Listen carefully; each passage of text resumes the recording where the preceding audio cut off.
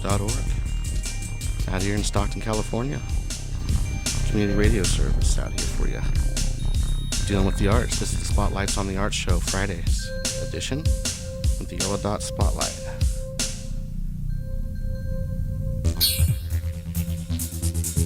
And today's guest we have J-Cat the Savage. We're going to be talking about the meal and a show today. This is KXVS.org, community radio service here out here in Stockton, California. And we're here for any of the arts. We have plenty of art shows all through the week, Monday, Wednesdays, and Fridays. All right, if anybody has any news or anything, you can definitely hit us up. We're definitely raising for the tower, and we definitely can use your support in any kind of volunteers, contributions.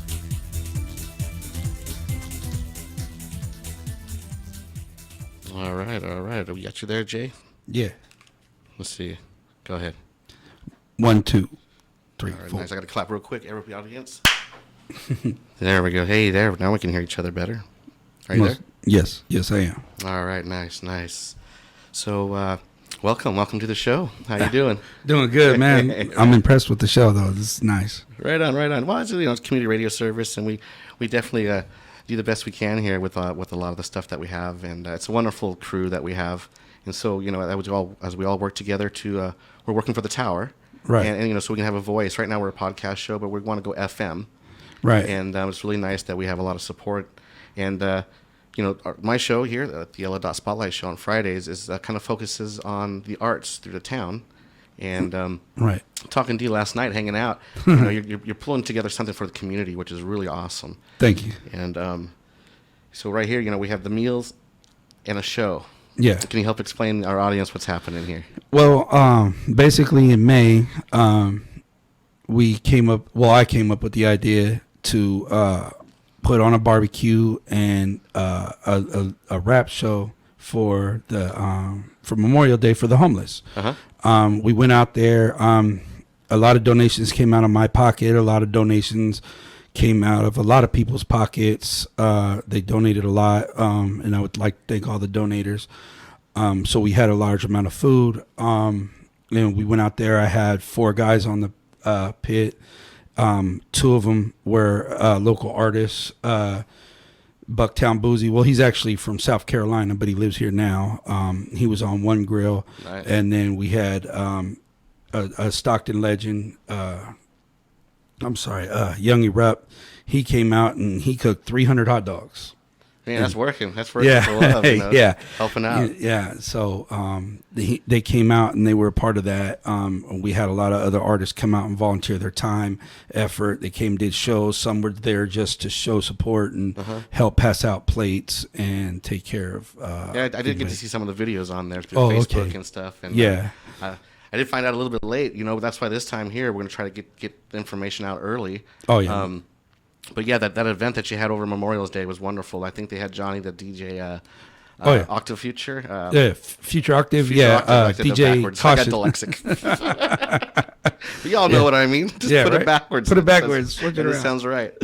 But it's wonderful that they're out there. And then also I was noticing you guys had like some theater, some like Hispanic theater type. Yeah. Like some old kind of fashion style. Yeah, it was suit style. I don't know if that was. Well, no. What it is it was Little Man G of Stockton's Doja Click. If you've been around for a while, you know who Doja Click is. But Little Man G and some theater art people he was working with, they came out. I can't pronounce the name of the show because my Spanish sucks. Right. But it's basically the study. It's a story of the farmers working out in the grape fields. And dealing with the farm worker, the two faces. It basically translates the two faces of the boss, and so basically, it was a good comedy, but it was also cultural learning. They came out and they did a show. A lot of people had a good laughs because it was like half English, half Spanish, and a lot of homeless people that were out there understood Spanish, so they're out there laughing. Spanglish, like both sides can understand. Yeah, that's kind of wonderful. And that was really neat that you threw that event on Memorial Day weekend. All right, hang on, audience. I got to clap real quick, so hold your ears. There we go. Sometimes this The mic is- yeah, that kind of gives that a little bit. So I got to do that. So sorry about that, audience. I know sometimes it hurts the ears. But anyways, on Memorial Weekend, so you decided to throw this event for the homeless, and that's a cause that they can feel be a part of our society. I hope that in case sometimes they're feeling down and stuff. And so with all the arts that you have in combined on this event, it sounds successful, and it was successful. So it motivates you to this next event that you're pulling together here. Yes. It's kind of like a 4th of July on the 1st type deal. Once again, barbecue, artists coming out. Hopefully you'll come out and perform. Of course, I'd love to. Yeah. I can never say no. Right? How can you say no? And, but it's basically on July 1st, Saturday. We're going to have, DJ Caution is printing up flyers right now. We're going to go pass out to the homeless to let them know, like, hey, this is official. Come out. Nice. Because a lot didn't show up because sometimes it's they get confused. Like, you tell them and then they'll forget. You know what I mean? So it's good to hand them a flyer. They'll come out and check it out. And hopefully we'll have a bigger crowd of homeless people out there to give them just a feel of normalcy, you know? Yeah, definitely. And to remind them that they're still part of our society, even though they might have had ups and downs, and we don't know their story. We don't. So it's like, we can't judge that. We just, it sounds really awesome that you're just trying to provide a day that they can come out, and I know we were talking about some clothing that they can maybe pick through, and some things that hopefully that'll help them out for the day. Yeah. And when you give somebody that spirit, man, you don't know. That might touch that one person. That person's spirit touches 10 more. Yeah, right. Oh, and you know what? It's a beautiful thing. You get people down there. A lot of churches come out and they're out there, and which is great. And half of them really love it. The other half, they don't want to hear religious stuff because of what they're going through. I mean, some have given up. Mm-hmm. This event, my events are not religious based. It's just a normal everyday thing. Just hopefully goodness fun. Out of our good fun, good lighthearted, and just for a day you can have fun and unite with new people. Oh yeah, most definitely. There's actually they got a lot of talent out there. There's one lady, she came out. She's homeless. She lives out there. She came out and she just sang her butt off, and I almost beeped. That's all right. I'll try to catch that. Yeah, right. I'm trying to put the backwards tape reel in there real quick. Clean it up. Well, bringing that up, that reminds me of that old movie with Robin Williams. Remember, he was homeless, but he was like some prodigy piano dude. Oh yeah. What was that? I can't even remember the movie, but it wasn't The Pianist. Was it? I can't even remember. Gosh, it's been so long. That was in the 90s. But when you said that some lady was homeless, but she just sings beautifully. It's like we don't know. Yeah. Oh, you got rappers out there like these guys were. When I went out there to kind of promote it to the homeless, these guys were like, "Yeah, I rap. Check it out." And some of them were actually badass, man. And I'm just like, "Come out, man. Rock the mic. Come out, rock the mic." They did show up, but they didn't rock the mic. That's all right. At least they showed up. They're kind of soaking it in. Yeah. With I always say this every show, but with our great cultural diversity we have in Stockton, I feel blessed to be here. And sometimes it's nice, sometimes people soak in what's happening before they take a move, and that's okay too. Yeah. And that way this next one, they're aware. Now this next time they're going to be all ready to be like, oh man, I know what this is like. Give me my mic. Give me my mic. Let me get on. So again, real quick, how can we find a little bit more information about what's happening here with the July 1st, and it's going to be... there was a parking lot or a huge event that you were talking about. Oh, it's at a park. It's at a park. It's at Columbus Park, which is also called Lincoln Park, but it's not Lincoln Park. It's on Lincoln Road on the south side over by the DMV. Okay, yeah. Like if you're heading south on Lincoln. Well, that's the perfect area for having a function for that. Duh. Yeah. Right there, yeah. But for those who forgot like me, but... who don't know, it's definitely down by the DMV as you described. That park down there. That park down there, yeah. Right there by the railroad tracks. It's right there. That's where we had it last month. That's where we're going to have it this time. I'm trying to make it a once a month deal.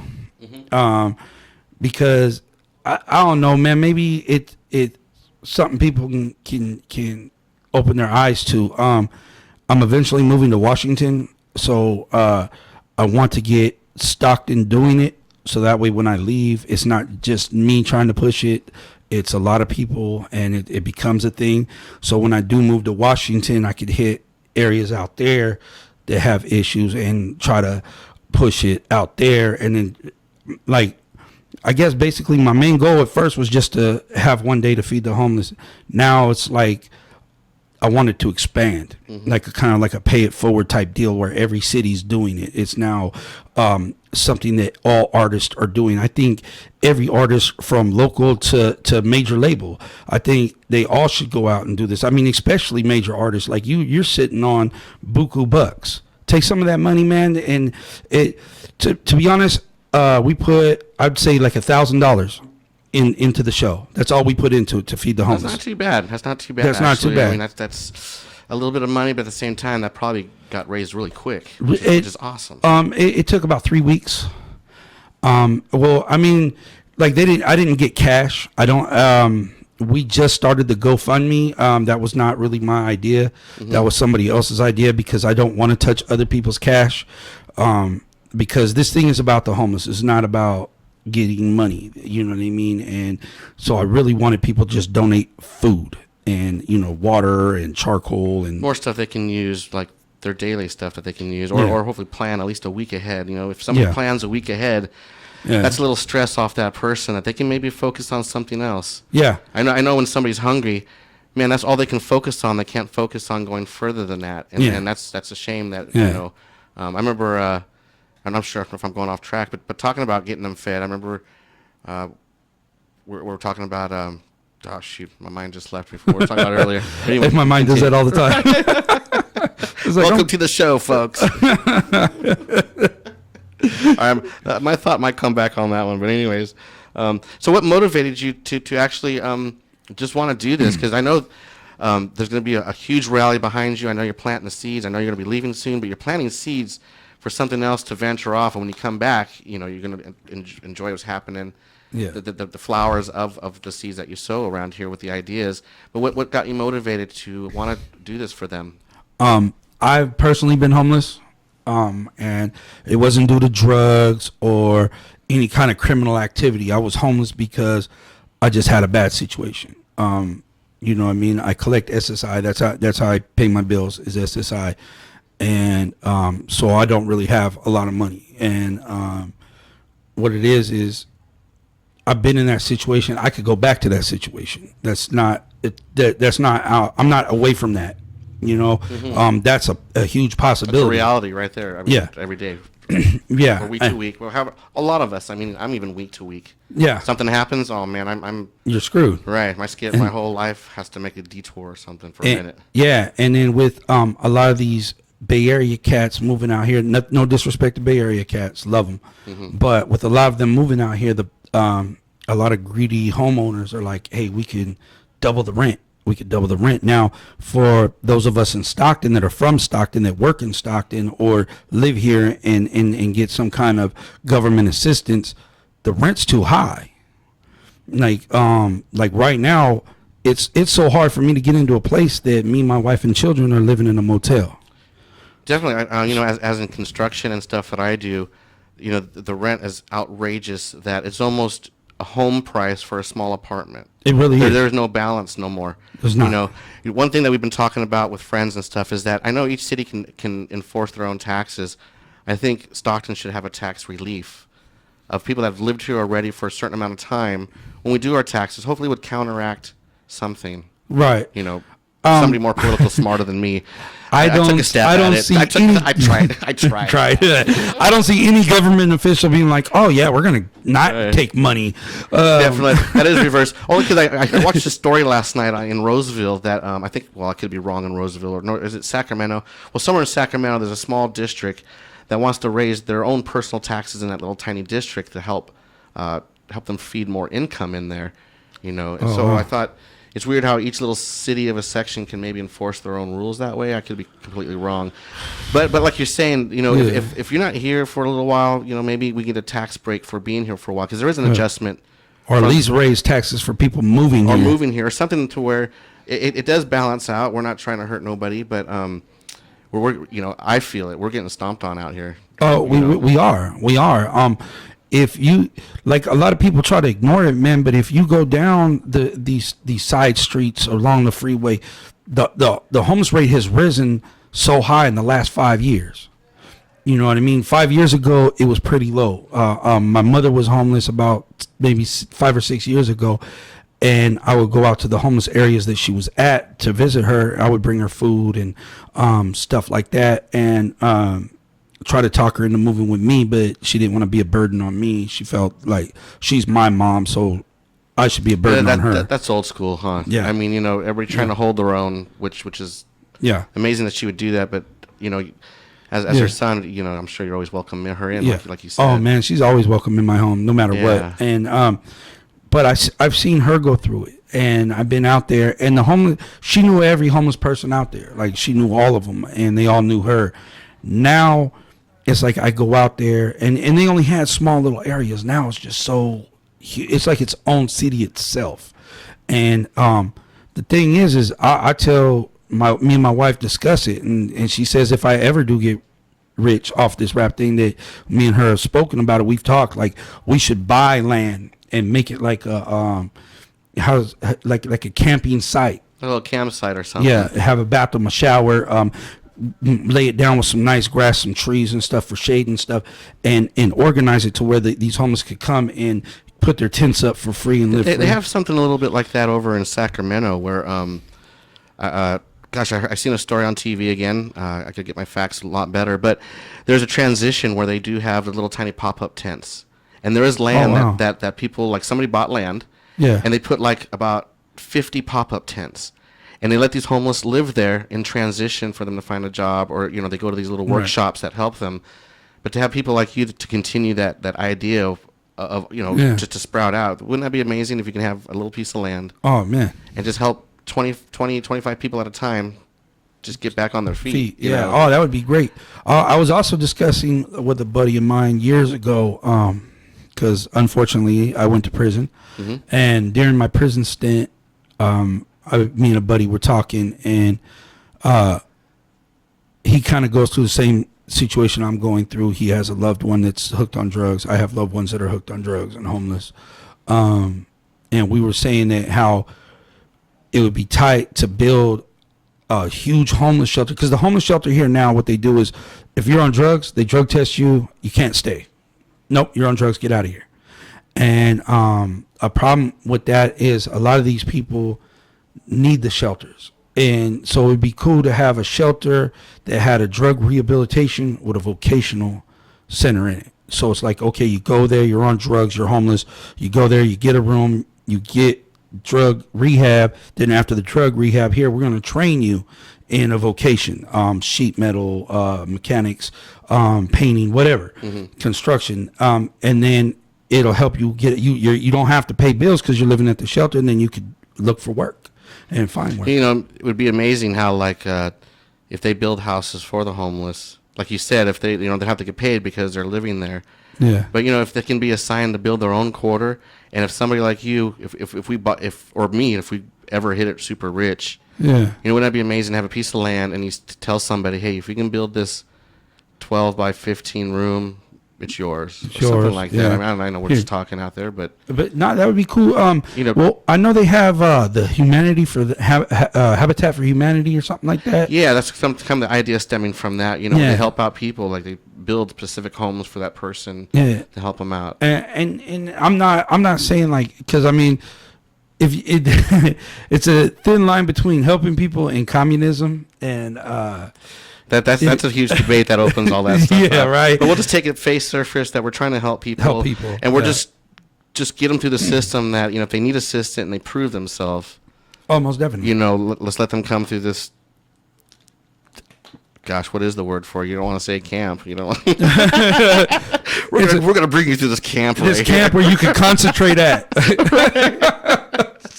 But on the good side, the good faith on the side is that if somebody wants help, where are the resources for that? Like the other day, or last week, I think it was, that the cops in the cities gave the homeless in that area notice to clean out because they needed to do whatever the city needs to do. Guys, there was a lot of arguments on Facebook about how could that have been done better and all these other things, Well, what it is they give them a 24-hour notice, and then a lot of people, it's like, you got to understand, normal people have a home. this is their home. This is where they live. They have a place to go home to. This is where they're comfortable. Okay, these people don't have a home, so where are they going to be comfortable? So a lot of them set up tents. This is now their home. This is their property. This to them, it's a sidewalk to us, but to them, that's their home. This is where they live. And to have somebody come and tell them, hey, you got to move. Like, a lot of them are hard-headed and don't want to go. Like, maybe hard-headed is the wrong word to use, but well, then they know the severity of what's going to happen when they do move. Yeah, because everybody fears change. Right, change, and where do I go? Because if I go here, I'm going to get re-kicked out. Yeah. I've been safe here for a month. Why? Why, yeah. And so then they come and and if they don't move, they come and they throw all their stuff away. They don't even haul them off to jail to give them housing. Like, I mean, not saying jail's a perfect place to be, but shoot, it's housing. But they don't even do that. They just detain them in their car, throw all their stuff away, and then let them out. And they really don't have nothing to begin with, so you want to take what little they do have and throw it away. And that can't feel good on the other side. No. When they cut tromping through your stuff and you've got a little bit what you do. I mean, that's not a good human spirit. It's not. That's not going to feel good. Imagine if your landlord came to you today, like, hey, check it out. I want you out by tomorrow, or I'm throwing all of your stuff out. And then you wake up the next day, and there they are with the police, like, hey, we gave you an opportunity to leave. Yeah, we're throwing all your stuff away. It's like, wait a minute, this is my stuff. It's just funny how reality is come to truth with that, without dating the show, which we try not to. But the Miracle Mile incident, 9 people. I mean, I don't know the true story of that, but they got 48 hours notice to get out. Nine businesses right here on the mile. Yeah, so it's almost like so it's almost the same thing. A lot of these vendors, that's their home. These businesses, and that's how they get their home. Just like that, you know what? They're going to end up over here. Yeah, because they lost their business. They lost everything, right? Yeah, they went from owning a business to being homeless. Right, and so it's kind of like, without getting too intricate, the vicious circle now just started. If these business people can't get back on their feet within a certain amount of time, we're going to see them out there underneath the bridge. That bridge is going to get fuller. Then the city's going to complain more. Where does that vicious circle stop? It don't.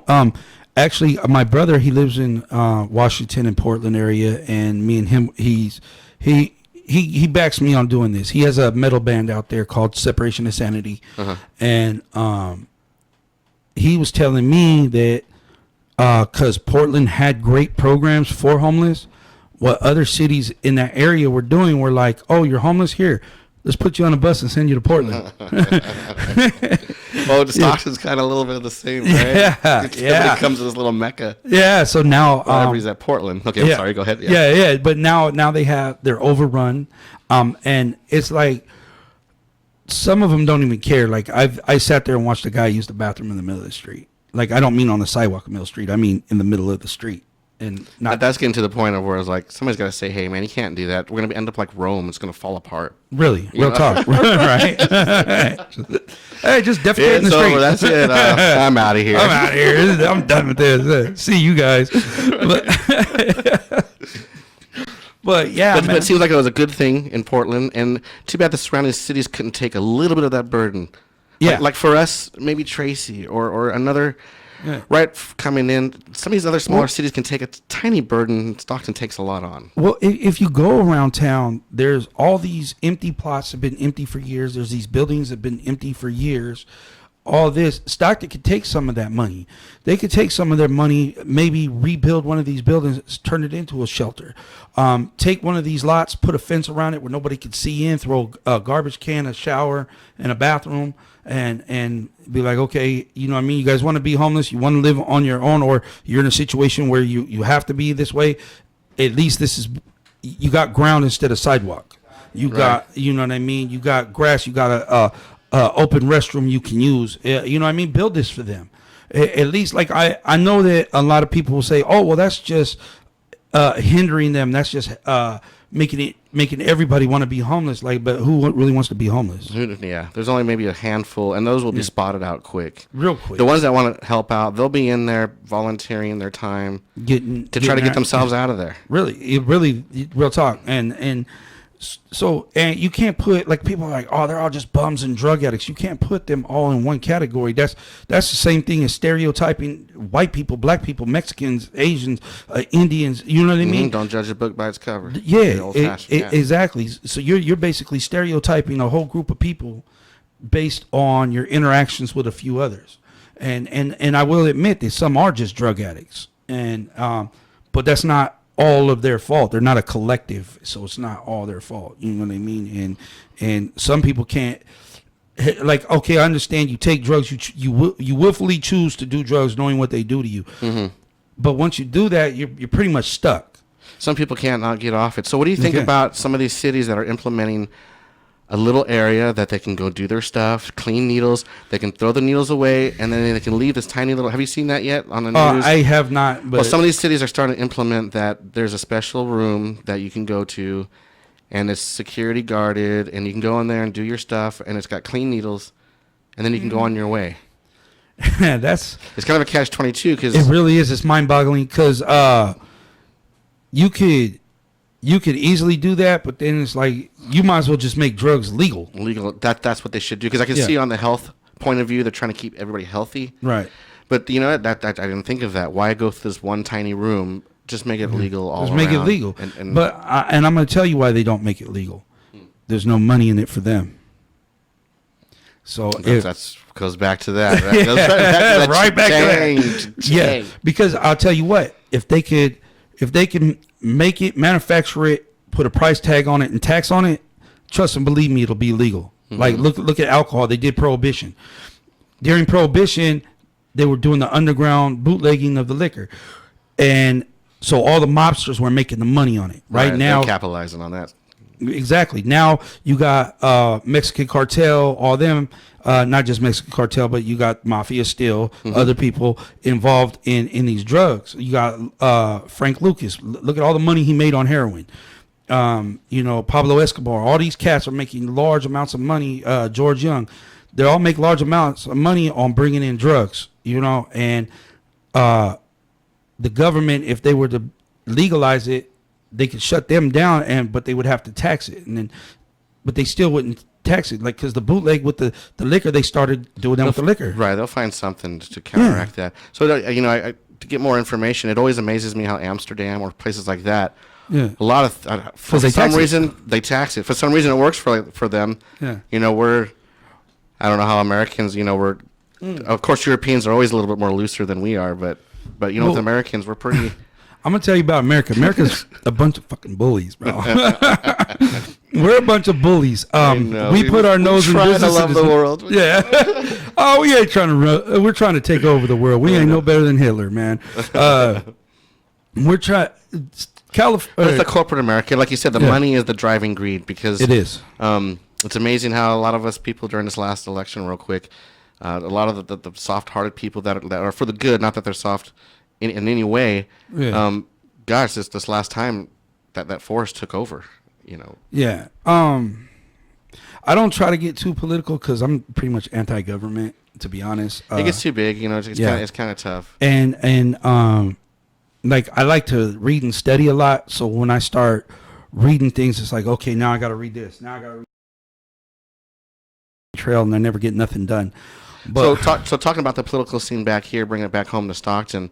Yeah. What of course we can go to the city council and keep fighting our voice. But what is tribute? Of course, going to events that you're putting on. Right. Well, you have the 209 Cares. You have the it's split up. It used to be 209 Cares. I'm not sure what it is anymore. Okay. I'm kind of lost in limbo in that. But I remember Nancy Lamb was running that, and she had me dressed like Santa Claus for her, and I'm Muslim. I don't believe in Christmas. But during Christmas, I dress like Santa Claus and bring toys to the homeless and the needy. And that's a good spirit. I mean, it's all good all around. Yeah, well, it symbolizes a lot of different things to people. Well, it does. Well, to me, it's like with kids, your kids are told you be good all year round. You're going to get presents from Santa. You're homeless because of a bad fall for your parents, right? And you don't get no presents, then what does that tell you? That you're not a good kid? Then you're going to lash out. You're going to act out. You're going to, and I don't want to see nobody go to prison. I got 13 years in there, and I just feel that it's not, I think everybody should go there for at least a year to get some respect, but and some respect and perspective. But I don't think it's a place that people need to be there for long periods of time. Right, and kids, they're the ones that'll have a deep impression if they don't feel worthy. Yeah, and they can just just a whole chain reaction, domino effect from there. Yeah, and so, I do remember the whole Scared Straight program. I'm sure there's still stuff like that, but hey, did you? I live on Wilson. I got Way. Scared Straight just watching the Scared Straight.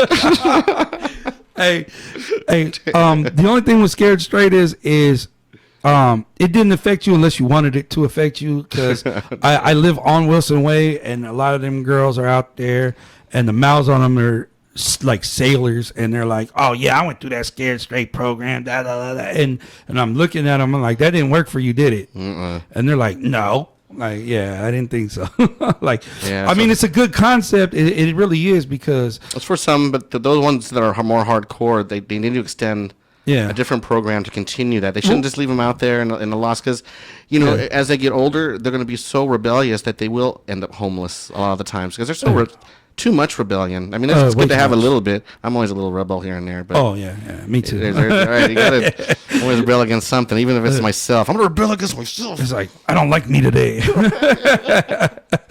But you know what, man? With the more tougher kids, the ones that are in trouble a lot, because I go through that with my little stepbrother. He's 12, and his mom and dad aren't really there for him. Like they love him, but they kind of don't know how to be parents. And so he acts out. He hurts animals. He destroys things, breaks things, does little jerk stuff on purpose. So I started making him come with me, showing him love. Like, hey, man, you want to go hang out? Hey, man, you want to go do this? Hey, you want to come with me to the store? So I think showing the tougher ones love is like, you take a nice kid that kind of messing up, and you do the Scare Straight program, that scares him, because he's a good kid. He's just making mistakes. Yeah. You take a bad kid and just show him love, and it has the same effect, because you show him the bad, he likes that. He knows that already. Yeah, he knows that already. Right. Yeah, you ain't fooling nobody. You know what I mean? He's thinking, I only got 3 more hours of this. I'll go back home. Going back home and go do dumb stuff. But but you take him, you show him love, show him something different. It's like, this is just a theory of mine. Like, I don't know this for a fact, so please don't quote me and have somebody later on like, screw that guy and his parenting skills. We don't need everybody to write in to the show. We don't need to write to the... Just kidding. I'm only kidding. Please write to the show. Right. Call in. Right. But it's what's working for me right now with this kid, with my little stepbrother. And it seems to calm him down. He even has a little badass friend that lives there, and he now is separating himself from that kid. He's like, oh, man, nah. And I'm like, hey, why don't you go play with your little friend? And he's like, nah, man, he's going to get into something stupid. I'm cool. That's cool. He can see down the road already, not just face value, but like, man, this is going to be a huge change. And you know what? And I'm like that in life. Like, I see things be not like Nostradamus or nothing, but through life experience, it's like, okay, if you put your finger in a light socket, it's going to hurt. You know what I mean? So it takes me only one time to figure that out. Right? Oh, it took me 7. Wait a minute. Wait, what's that? Maybe if I do it like this, it won't hurt. But yeah, so like with life experience, you see things like that, and I'm older. I'm 43, so I now see things in different light. Like, okay, and I basically see what's gonna happen, and I try to tell my older kids, like, hey, look, man, don't mess with that girl, because this is what's gonna happen. And then they mess with that girl, and I'm like, okay, now that you're messing with this girl, do this to make sure that don't happen. And they don't. And then when everything happens that I say it's gonna happen, they're like, man, Pop, it happened just the way you said it was gonna happen. I said, that's what you told me the last time. School of Hard Knocks. Yeah, like, you like doing dumb stuff. But the day they listen to me, my job is done. Yes, right. That's when I can have a cold beer and go to sleep. That's right. But that's a good way to keep any generation becoming homeless, because it is a chain reaction. No matter what angle, with a lot of us, the way we are only sometimes one paycheck away from being homeless, and we're stretching, and we're doing little tricks just to keep going. Because I know for a fact I'm doing it.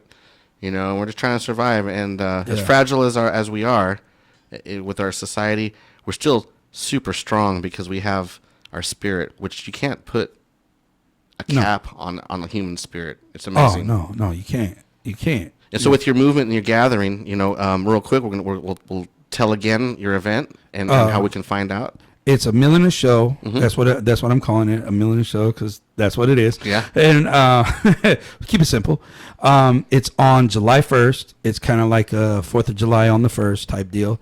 And you can find it on Facebook on a Mill in a Show. That's the event. If you look for it in the events, or you could request me on Facebook, which is Joshua Cato, last name Caito. Okay.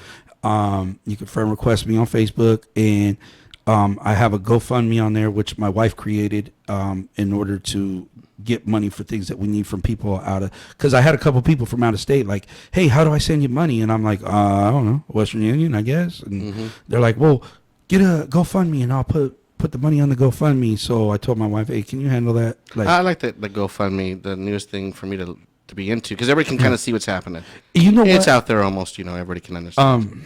We were just recently homeless because I do video editing, video shooting, music production, music. I mix, I produce, and I need videos. I need music videos. Oh, dude, come talk to me, dude. Yeah, I do. Come talk to me, man. Cool. I love doing it. And then so I had the Canon T2i, and I had the Hero. The GoPro. I had the GoPro Hero 3 and a couple other little cameras. And these guys, we were on our way to Washington, and these guys knocked on our door. We had all our stuff in storage, moved out of our house. I had all three of my laptops with me, my cameras, my kids, my iPhone 6.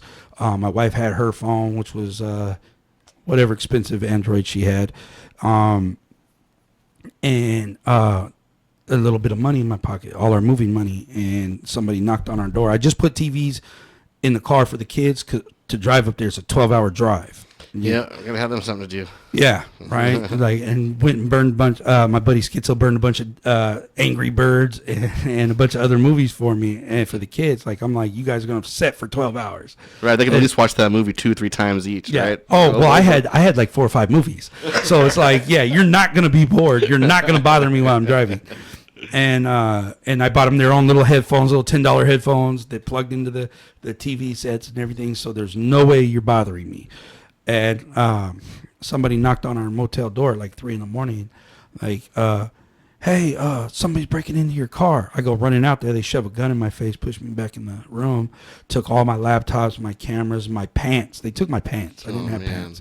Yeah, they took my car keys, which it cost me $200 to get the key made, but in order to get the key made, I had to have my ID, which was in my wallet, which was in my pants. They took all my money. So it took me 3 weeks to get a new key. So my car sat on a flat. I had to have it towed. Gone in 5 minutes, 3 weeks to get it back. I mean, that's what it. They stepped on my son, pointed a gun at my wife, and my children. That's so good. Yeah, no, they got us for everything. So we created this GoFundMe. We got $45, and then some guy who wants to have a breast implant got like 7 racks, 10 racks. I'm like, what's wrong with you people? That's society. Sometimes it's always backwards, right? Right. I mean, no offense to any transgenders or nothing. I'm not a homophobe and nothing like that. It's just, it's just sometimes the value what humans put on. I know what you're saying. There's nothing. There's nothing. Yeah, I don't want somebody detrimental to what you're saying. No, I know you're saying sometimes the value. Yeah, it's just it's funny how the American pop culture and all that kind of stuff. Yeah, sometimes overrules what we need as humans, and that goes back to ching ching. Goes right back to the money. To the money. So real quick, what you're talking about, how your unfortunate event, real recently. I don't know the person, but I'm going to go to this ice cream shop. I don't know if you've heard lately. I just seen it on Facebook this morning. The guy got beat to a pulp. He's just a young 23-year-old kid who has his own ice cream shop. How harmless is that? I want an ice cream shop. Right? I can have I'll go out of pistachio business. today. I can have Rocky Road today. But man, my heart, I almost got a tear. But I'm a man. I couldn't. I'm not going to admit that I cried on air. Are you kidding me? Yeah, right. No, but I did not cry. Right? But for reals, to have this guy just having his own shop, taking out garbage, and he gets beat up as bad as he did on TV. His jaw's broken. I don't know. I'm going to talk about this off air and see what the public reaction is on this. And I know it's horrible. You know what? I really blame I blame my generation for because we went hard in the 90s. Mm-hmm. You know what I mean? We really went hard, and now these youngsters feel like they have to top that. And in order to get a name for themselves, they're doing any and all kinds of stupid things. Right. And it's like, come on, man. If you're from a hood or a gang or whatever, that's cool. I'm from a hood. Yeah. You know what I mean? And rep your stuff. But to attack innocent people, that's not tough. That's not manly. You know what I mean? Go after your enemy. You know what I mean? I'm not telling anybody to be violent. I'm just saying if you live that lifestyle, then live that lifestyle with other people that live that lifestyle, that whole live by the sword, die by the sword. You know what I mean? These homeless people are my enemies, so I'm helping them. Right. You know what I mean? I have enemies, but we got labeled the murder valley, blah, blah, you know what I mean? And these youngsters are trying to live up to that, man. You don't have to kill no man doing ice cream. Like, do you really need that money? And I'm pretty sure you didn't get much from him. No, like you said, it didn't even hit me till you said it. It's more of a status. Yeah. Like in the, it's in and that's one way to get it. I hope there's different ways to get a status, a manhood. Yeah. Back in the old days. Back in the old days, it was like you knuckled up or you shot it out with people who are equivalent to what you are. You know what I mean? Right. Yeah. You didn't want to go outside your boundaries if there was boundaries. Because gosh, it's just a hard thing to do because there's some hardcore people out there. There are, but now and you guys are cool. Yeah. I love all you tough guys. Don't kill me. But no, man, and you know what? I seen little kids with guns. You know what I mean? And that's where Stockton's at right now. Stockton is a Spook the Lieutenant. He turned around. He was trying to have a unity in the community thing popping off. Stockton Record barely showed up. Oh, here, let's take a couple pictures. Yeah, didn't even make it big. And I'm like, dude, that's something huge.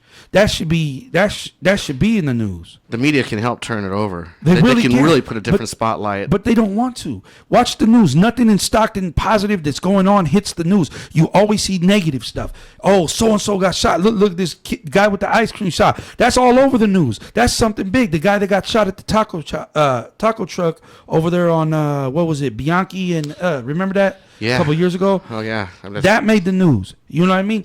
Anytime Fox 40 comes to Stockton, it's about something negative. Anytime any news channel comes to Stockton, it's about something negative. They don't want to show nothing positive. Even when they talk about our mayors, it's something negative. They don't want to say nothing positive about Stockton. I don't know why. I may have a thesis. I may not. But they don't want Stockton to be positive. They don't want nothing positive in Stockton. I'm a gang member. You feel me? And I'm trying to do something positive. This should be a positive place. We need to make positive boundaries. Like, understand there's roughness. There's time for roughness. There's time to be tough. But we need to look out for our fellow people. We need to make this Stockton something more peaceful because we're getting a bad rap. We got a lot of cats trying to move here. My homegirl Sarah that lived here, she moved to San Diego years ago, right? And then I told her, when you going to come back and visit? She's like, you better come visit me. I ain't going out there. Right. I ain't trying to get shot. It's already like established. Yeah, and you're from here. She from here, and she afraid to come here. All right. Dude, a lot of people, when I go to visit my brother in Oregon and Washington, there's a lot of people there that are from Stockton and be like, oh, you're from Stockton? Oh, no, I ain't. And they got nothing but bad They don't want to give that. They don't want to give that person a chance because you can't judge everybody. And they're from Stockton. They're from Stockton. Like, oh no, you're from Stockton. I'm cool. Like, you're from here, man. What do you mean you're cool? That should be a bonding. Like, you should be, oh, you're from Stockton. They'll claim it later, an hour later. Hey, I am from Stockton. Yeah, yeah. So, what would it take for something like for some of the violence and some of that stuff that could cause homeless, for that to to come together, because I was watching some TV shows about LA during the times of that stuff. One of the few things that got both sides together. Do you remember that episode? Got the Crips and the Bloods the together. Crips and Bloods together because of the LA riots, and that was one of the things that they had a common goal to work with each other. Is that something possible that our town can reach? That there's a common goal that the violence kind of stops, and they just go, wait a minute. Well, you know what I'm trying? For lack of better explaining, if I y'all know what you're saying. I know what you're saying. You're like, well, what can we do to make that happen? You know what? Whenever you're trying to reach a goal, you have to have wants. That goal has to be something you want. Wanted. And it's sad to say, but a lot of people are stagnant, and they like being stagnant, and they like being trapped in this little world that they're in, you know. And it's sad because, like, at what point are you going to realize that you're losing everything? You know what I mean? And they say that the definition of insanity is to keep doing the same thing over and over with no results. And that's basically what we're doing here in this city. Is we're trying to live off of that whole tough guy persona. And what is that really creating for us besides problems? Like, California has an crowded prisons. Our county jail now used to be single cell. It is now double cell. They have people sleeping on the floor because of the crimes that are committed out here. Not only that, is you have all these tough on law crimes. And in my comedy skit, I was running for president. It's on YouTube. It's called JCat for Prez. And little man G of Doja Click asked me, he goes, what's your take on the youth and cutting down the laws? And I was like, hey, cut the laws in half, less crime. You know what I mean? But there's truth to that, because there's a lot of these dumb laws that you're like, why are you even locking this person up for that? Like, give them a slap on the wrist, send them, like, they bust you with drugs, they want to lock you away. No, don't lock them away, man. Send them to the rehab. Send them, a different area instead of locking them up. That's a whole different wrong venue for them to be in. Right, exactly. You got, especially with the murder rate as high as it is. I remember being younger, when that whole 3 strikes rule came into play. Man, was that wacky. Man, was that wacky to where I'm glad they amended it to where they really has to be a violent crime for your third one. But there's so many people that they, I fought my third strike in 2004. And you had one, and you fought it. I got 3 strikes now. Okay. That's part of the amendment that changed that you're able to be in. Well, no, I wasn't a part of that. This was in 2004. What it was they were trying to give me 25 to life for possession of crack cocaine for sale. Like, you're trying to give me a life sentence for possessing drugs. And the only reason I'm not doing life is because it wasn't my house. And they didn't find the drugs on me. They found the drugs in the house. The only reason I was fighting 25 to life. They gave me a deal for 8 years, 4 months. And I took the deal because the PG&E was in my name. So they were trying to link the house to me through. They should have a whole nother program to,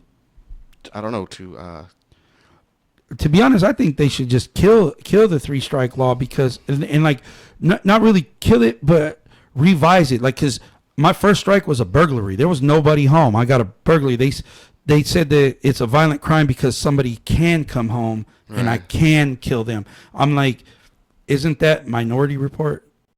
A little bit. They're trying to catch it before it happens or something like that. Right. Yeah. But where's the logic in that? Because you don't know if I'm going to do that. I might run. They might kill me. You know what I mean?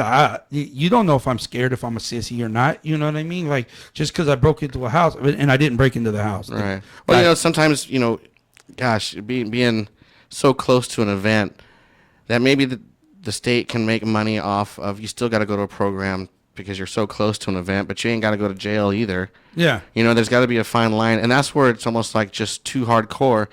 So many people fall in between the cracks, and that's where we start losing people. And again, the show is about homeless.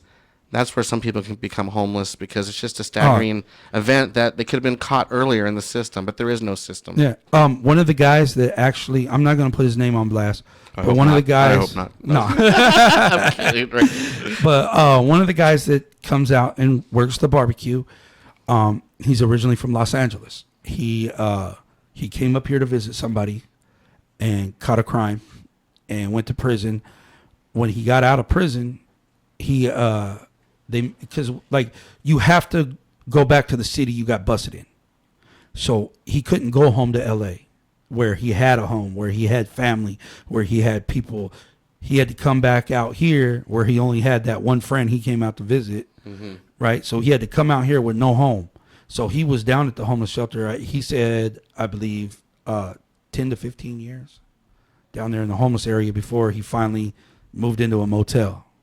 Because he can't get SSI, and welfare don't give single men money. You know what I mean? They just give you food stamps.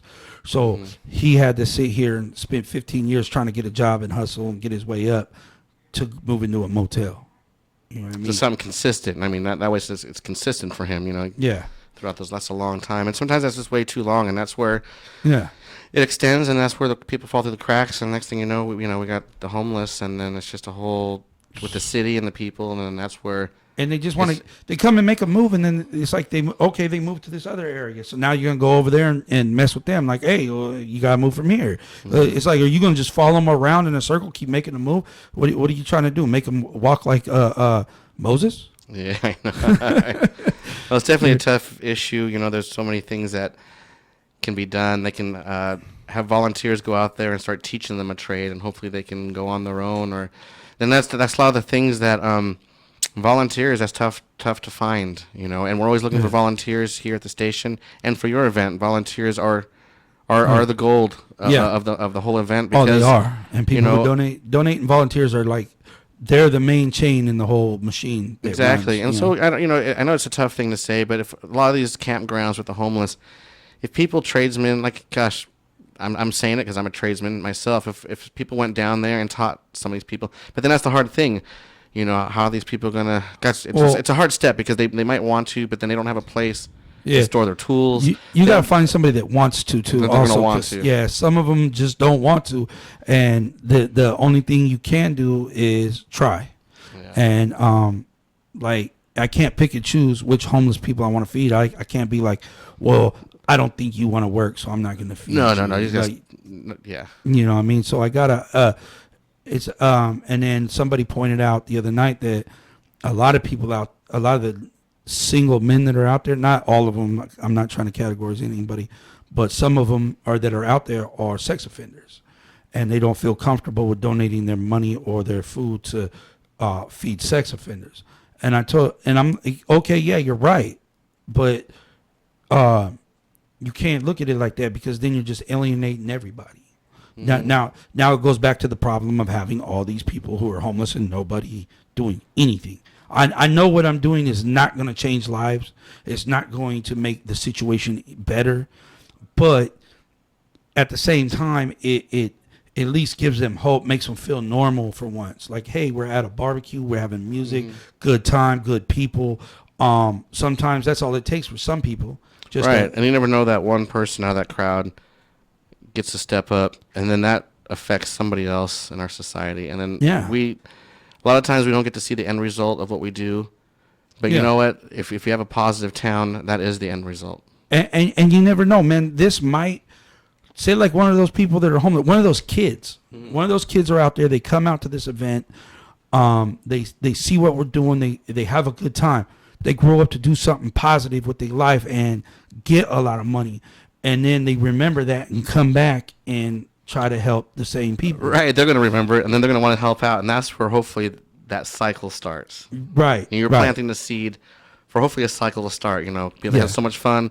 I know we're running out of time here, but real quick, we'll just throw in that I know car shows was a thought to integrate to get people in there, because the car show people. DJ Caution wanted to do that in August, right? Like a hot August night. Okay, so that's two separate things, like a car show. It's the same thing. It's part of a meal and a show. Yeah, like the first a meal and a show was a Memorial Day weekend. This one coming up is a 4th of July, July on the 1st, and then the one for DJ Caution is the low ride. With DJ Caution is the low riders, kind of a hot August nights. Like, basically, we're going with themes. You feel me? And which I think is pretty cool. But it's to give people the feel of normalcy. You know what I mean? Hey, you know, we get to see all these lowriders. We get to chill. The Hog Hog's nice, like everybody else that you read on. Because a lot of them do have phones through Metro. A lot of them have those free government phones where they do get on Facebook for a little bit, go down to McDonald's and sit there on the Wi-Fi. So they do see all this going on Facebook. They see people living their lives and living, I don't want to say normal lives because nobody's life is normal. What's normal, you know? But they see them living a full life or a decent life or just having some kind of fun in their life. And these people want the same thing. And I think that this gives them that feeling so they could go on Facebook. Oh, Hot Dog is Nice was so cool. Oh, 4th of July was so cool. Memorial Day weekend was cool. We had a barbecue, blah, blah, blah. Right, that's all it is. You just do one at a time. Next thing you know, when you look back, several events, you've got a nice momentum going.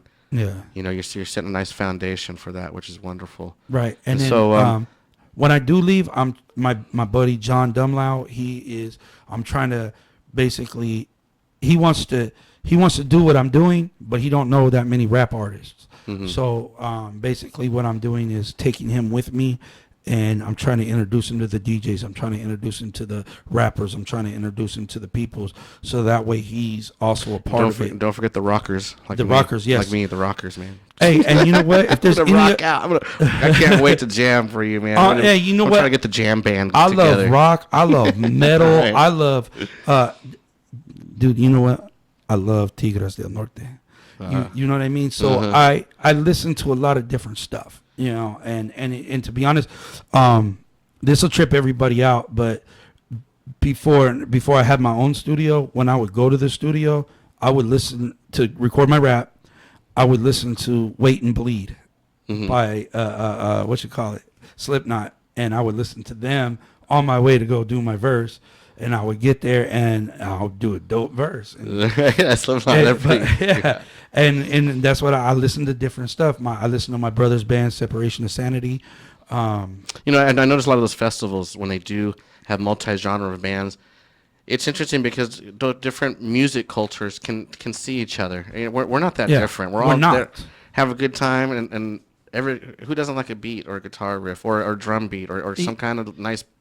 You know what? Rap or singing. I mean, when you're doing live music, I don't think it really matters what music you're doing. Yeah. Because I've sat and I've listened to live music that's kind of what got me into really metal was my brother's metal band. I went out to visit him, and in my mind, I'm like, I don't listen to metal. Like, this is going to be boring as shit. I get out there, they got the big speakers, they're up there, and he's up there screaming on the mic, and I'm like, oh, this is so awesome. Right, yeah. Your adrenaline gets going. I'm going. I'm drinking beer, like having a good time, and I'm like, and then that made me start thinking. So then I started hearing, like, when you go to the flea market, you hear the bands. They used to have the live bands back in the day, and you would hear them playing, and then you could get out there and dance, but you're not gonna buy the CD. But to me, this is just me. It doesn't matter what music you're playing. Live music will attract people. Oh, yeah. No, that's always good. Get nice. And I would love to have rockers. So, hey, if you guys are rockers, come on out, man. Rock with us, man. Bring your own drums. I don't have any. Cool. I don't have no instruments. All right on. Well, that's all right. Hey, this was a great show. We're going to start winding it down and stuff. All right, really man. Appreciate it. And then for the next one in August, we'll do another little segment to promote that, and we'll try to get that'll be great. A meal and a show for the homeless, yes. And an awareness that, you know, we're all humans and we got to help each other out here and there. And I don't make a dime on none of this. I don't make nonprofit. I actually lose money on this. Like I make no money on this. Lose money, but you gain a lot of spirit wealth. And that's what matters. That's right. And you know what I mean? You can pass it on. You're going to like soak in all the spirit wealth, and then you're able to disperse the spirit wealth back out. Right. And like Effect said, positive vibes. Positive vibe. Yeah. So hopefully I'll talk to the crew, but maybe we can have a booth out there and do a live radio show as your guys are going. That would be. And then we can interview people all through the day and have like a booth radio show. So I might sign up for that. Maybe I can have a booth out there for you. Hey, I would love for you guys to come do that, man. If you guys can, please, man. Right on. Please. I'll see what I can get going on that. I talked to 13 News. They said they might come out and cover the story on it. Cool. I'll cover the news, covering the news that covers the news. Right. So with that thought, well, thanks for coming by. Awesome, man. Awesome. Thank you. Right on. So we'll be back with him again quarterly and monthly when he has events on out there for helping the homeless. This is the Meals and Deals show. So anyways, this is the Yellow Dot Spotlight show here. Every Fridays, 12 noon to 1 p.m. Spotlight on all the arts of all kinds. Community help here out here in the station. We're out here. If you see any events of the KXVS, go out and support it. We're definitely here working for the tower. We have a voice now, but can you imagine if we go FM? Or everybody can have a voice that just broadcasts throughout our whole city and beyond. So this is Worldwide Podcast, KXVS.org here in Stockton, the Yellow Dot Spotlight Show, the series Spotlight on the Arts. Y'all have a good day. I'm going to go ahead and punch in some Yellow Dot music. It's kind of the perks of the show. Kind of my own music here. Yeah, I get to play my own stuff. I know. I said, as long as I can play a song or two, I'm happy. Hey, I need to do a hip hop show and start playing my own stuff. There you go. Hey, they're always looking for new shows. So, all right, y'all. You guys have a great day.